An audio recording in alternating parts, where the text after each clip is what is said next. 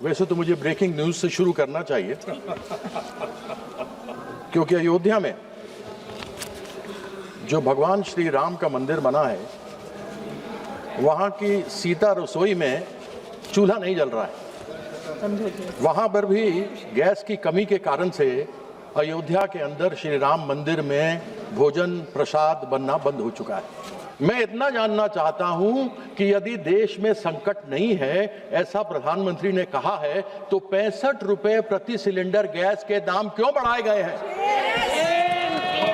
गरीब आदमी के ऊपर मार क्यों मारी जा रही है?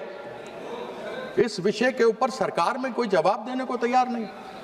जो 2017 में प्रधानमंत्री जी ने कहा था, यदि उसको यह सरकार मान लेती, रिसर्च एंड डेवलपमेंट कर देती, यदि सप्लीमेंट्री बजट नहीं अगर मेन बजट में भी पैसा दे देती, तो आज गटर गैस से वो सारी कमी पूरी हो सकती थी जिस गटर गैस के बारे में प्रधानमंत्री जी ने बात किया था। अब आजकल तो अधिकतर आप देखिए तो मोस्टली जितने लोग यहाँ भी जानने वाले बैठे हैं, अधिकतर तो ज्ञान व्हाट्सएप यूनिवर्सिटी से ही मिलता है। आजकल नया यूनिवर्सिटी आ गया है, गलगोटिया यूनिवर्सिटी।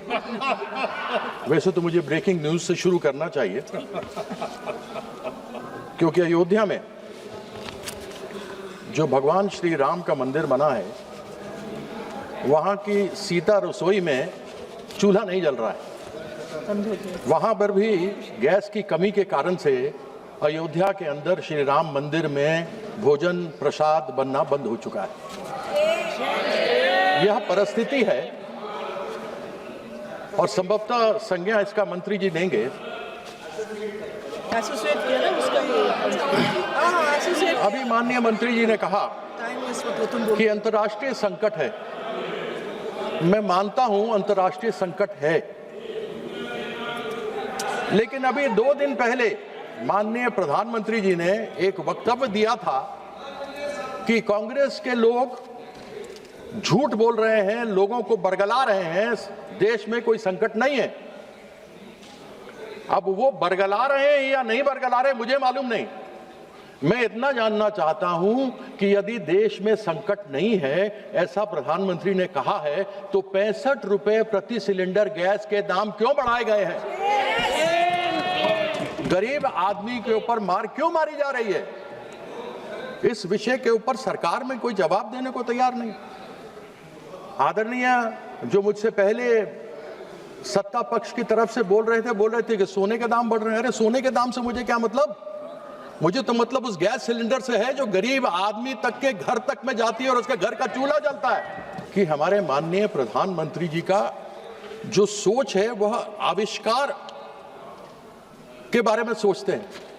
और यदि जो 2017 में प्रधानमंत्री जी ने कहा था, यदि उसको यह सरकार मान लेती, रिसर्च एंड डेवलपमेंट कर देती, यदि सप्लीमेंट्री बजट नहीं अगर मेन बजट में भी पैसा दे देती, तो आज गटर गैस से वो सारी कमी पूरी हो सकती थी जिस गटर गैस के बारे में प्रधानमंत्री जी ने बात किया था।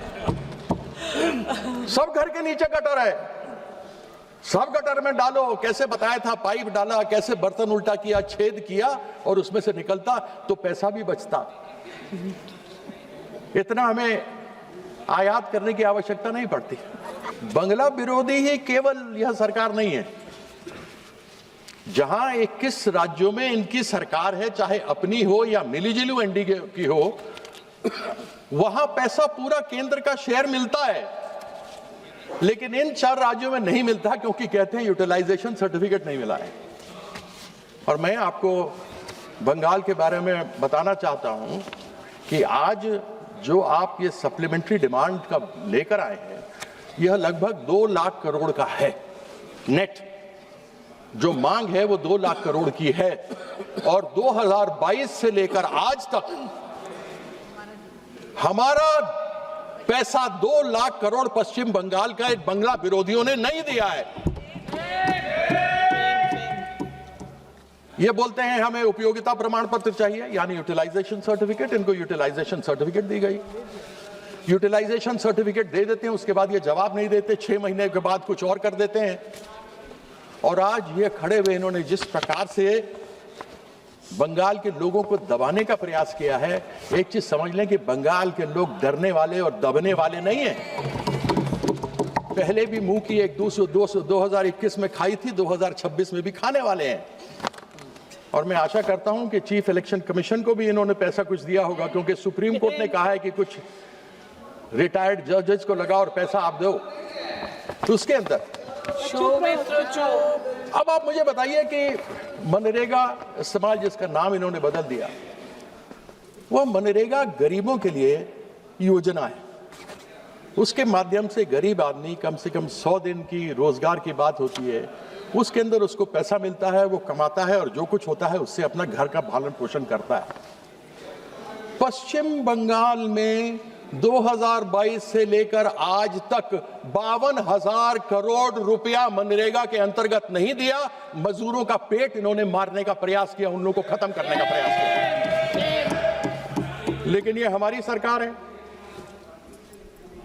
जहां नाम आपने तो बदला लेकिन हमने महात्मा गांधी का नाम रखा और श्रम श्री को महात्मा श्री कार्यक्रम के अंतर्गत चालू किया। इन 4 सालों में 100 करोड़ दिन लोगों को काम दिया, जिसमें 78 करोड़ पीपल खाताधारियों को लाभ हुआ है। आपने तो प्रयास कर लिया, कितने भी तो कर ले सितम, हंस हंस के नहीं सहेंगे हम। चलो उसका मंत्र बाबू मत बोलो, फिर तुम्हारे बारे में बोलेंगे। उस दिन गिरिराज के बारे में बोले थे, फिर तुम्हारे बारे में बोलना पड़ेगा। मत बोलो बेटा, मत बोलो, बेटे की तरह हो, मत बोलो, मत बोलो। हाँ, अब सर्व शिक्षा अभियान का बात कर लेते हैं। अब आजकल तो अधिकतर आप देखिए तो मोस्टली जितने लोग यहाँ भी जानने वाले बैठे हैं, अधिकतर तो ज्ञान व्हाट्सएप यूनिवर्सिटी से ही मिलता है। आजकल नया यूनिवर्सिटी आ गया है, गलगोटिया यूनिवर्सिटी।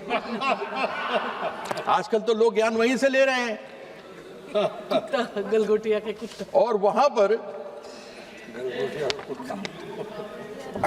हमको विकसित भारत में लोगों को पढ़ाना लिखाना है। इस समग्र शिक्षा अभियान के अंदर 19,000 करोड़ रुपया हमारे बच्चे बच्चियों को नहीं दिया। हम विकसित भारत बना रहे हैं या अशिक्षित भारत बनाने का प्रयास कर रहे हैं?